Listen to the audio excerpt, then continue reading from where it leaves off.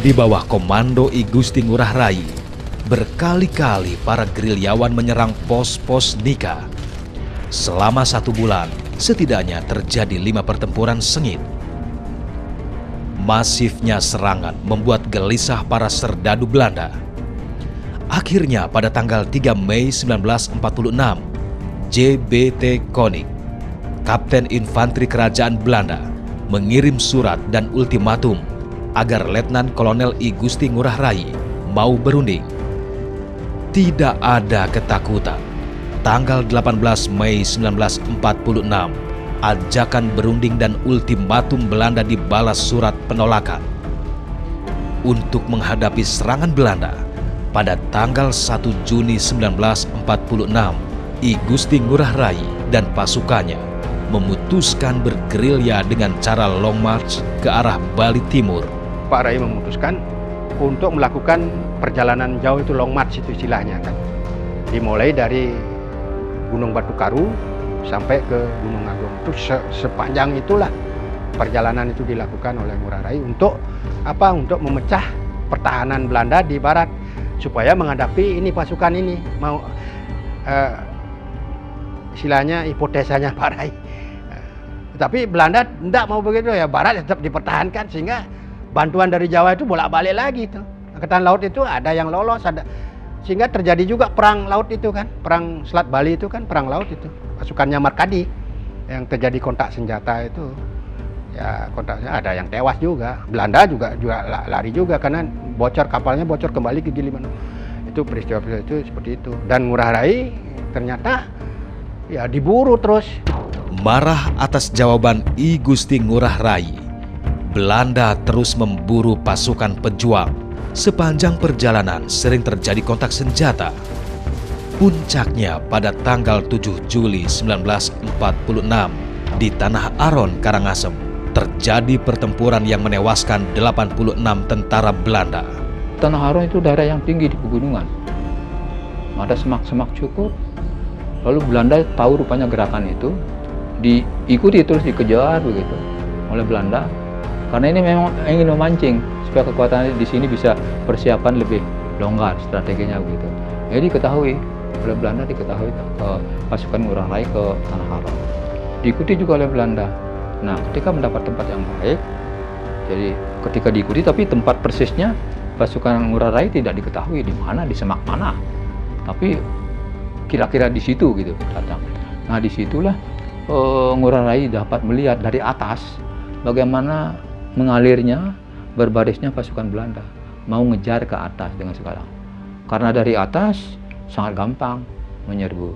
Disitulah pasukan Belanda diserbu oleh pasukan Ngurah Rai ketika dalam situasi tepat kira-kira akan mengenai sasaran. Udah di sana serbu, habis itu pasukan Belanda pada waktu itu.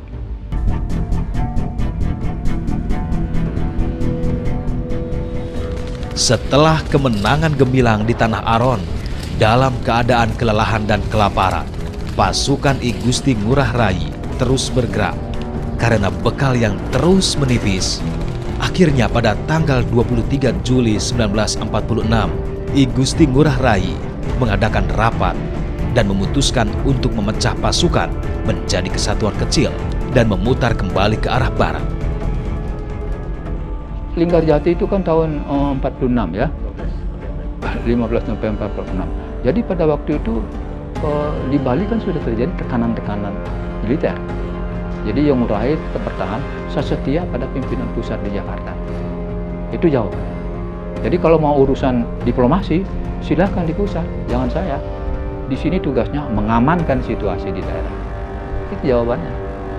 Tegas beliau itu. Jadi tidak mau diplomasi. Jadi ada pusat yang punya urusan diplomasi bilangnya. Jadi kita akan sudah tunduk dengan pusat soal keamanan. Kalau Anda di sini mengacau, membuatkan ricuh, maka kami akan hadapi sampai mati. Itu komentarnya pada tokoh Belanda di sini, pemerintah Belanda di sini. Ya itu pada waktu dikirim surat, yaitu ada suratnya di Margarana juga dipasang surat itu dikirim surat kepada Belanda, kepada Ngurah Rai mengharapkan supaya bisa berdialog lah untuk keamanan. Ya usah sebut untuk diplomasi silakan ke pusat. Di sini urusan pengamanan. Gitu. Itu ketegasannya ada. Jadi artinya bagaimana? Pikiran beliau sudah satu dengan Republik.